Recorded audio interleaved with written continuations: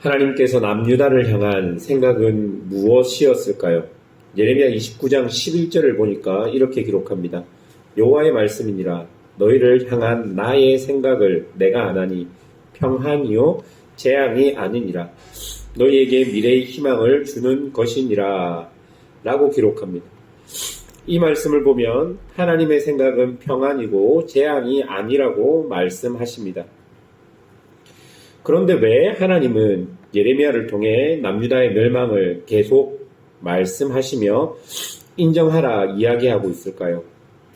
그것은 하나님과의 관계 때문일 것입니다. 하나님의 백성의 참된 생명과 평안은 상황 때문이 아닙니다. 하나님과의 관계가 정상적일 때 상황과 상관없이 평안할 수 있는 것이 하나님 백성의 삶인 것이죠. 그런데 지금 남유다의 문제는 제가 하나님과 그들의 사이를 끊었고 이 하나님과의 관계가 단절된 상태에서 아무리 그리고 상황적으로 좋다 할지라도 그것은 평안이 아니라 재앙밖에 될 수 없다는 것을 오늘 본문이 보여줍니다. 지금 그들은 그들 속에 가득 찬 죄, 그 죄가 남유다 백성들 속에 너무 깊이 자리 잡고 있어서 기준과 판단력이 흔들려져서 무엇이 죄인지도 모르는 상황인 것이죠. 나라가 망해 그들의 모든 기반이 무너져야 그들이 회개할 수 있기 때문에 그래야 하나님과 다시 올바른 관계가 유지되기 때문에 하나님은 지금 남유다에게 멸망을 허락하신 것입니다. 그래서 이 망함이 마치 수술처럼 힘들고 아프고 아무것도 남은 것이 없는 것 같은 고통이지만 그들을 다시 살리기 위해서는 이 방법밖에 없는 것입니다. 그러나 분명한 것은 하나님은 그들을 살리기 위해 이 방법을 선택하셨다는 것입니다. 여러분 오늘 본문 3절을 보십시오. 여호와의 말씀이니라 보라 내가 내 백성 이스라엘과 유다의 포로를 돌아가게 할 날이 오리니 내가 그들을 그 조상들에게 준 땅으로 돌아오게 할 것이니라. 그들이 그 땅을 차지하리라. 여호와께서 말씀하시니라. 여러분 이것이 진짜 남유다를 향한 하나님의 마음입니다.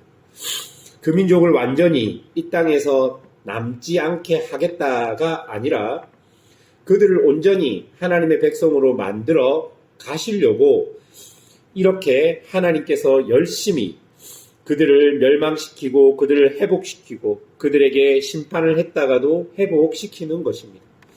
우리는 이 말씀을 통해 하나님의 열심을 볼 수 있어야 합니다. 하나님은 이 예언을 2절에 보면 기록하게 하십니다. 이 말을 반드시 이루시겠다는 하나님의 의지일 것입니다.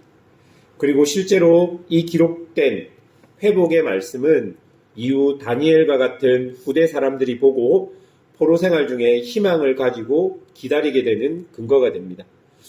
하나님은 멸망 후 남유다가 포로 생활을 하면서 아무런 소망 없이 그냥 지내는 것을 원하지 않으셨습니다. 포로 생활같이 하나님이 없는 것 같은 상황 속에서도 약속된 말씀을 붙잡고 살아가기를 원하셨고 그것을 위해 이렇게 말씀을 주시고 기록해 놓은 것입니다. 사랑하는 여러분, 이런 소망이 우리의 것이 되기 위해서는 우리에게 반드시 우리 죄의 절망함이 필요합니다. 그리고 이 죄를 우리 스스로 어떻게 할 수 없다는 자기 인정이 필요한 것이죠. 4절에서 7절까지를 보십시오. 멸망의 날이 다가올 두려움은 유다의 용사들마저 아무것도 할 수 없이 벌벌 떨 정도로 절망적인 상황을 우리에게 보여줍니다. 이것이 죄 앞에 서 있는 인간의 한계이자 인간의 절망적인 모습입니다.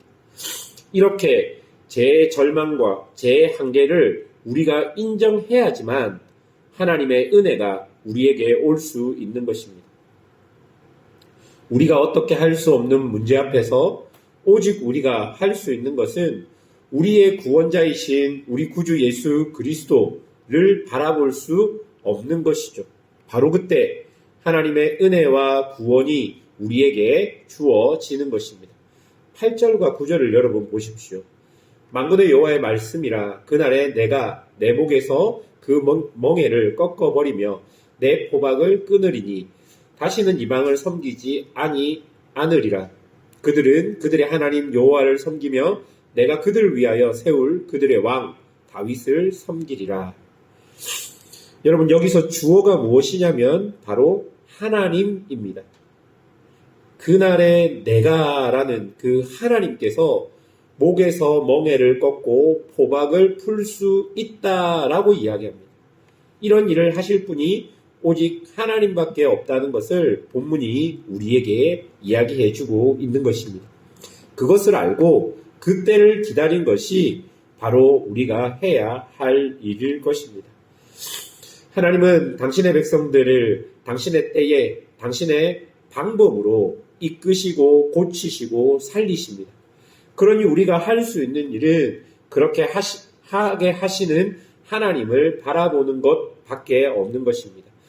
상황을 바라보는 현실적인 눈도 우리에게 필요하지만 현실을 넘어서 우리를 이끄시고 계시는 하나님을 우리가 보아야 할 것입니다. 그리고 그 하나님의 일하심에 우리가 소망을 걸어야 할 것입니다. 우리를 살리시고 우리를 새롭게 하실 분이 오직 하나님밖에 없다는 것을 인정하시고 오늘도 하나님과 동행하며 살아가는 믿음의 성도들이 되시기를 주님의 이름으로 축원합니다. 함께 기도하겠습니다.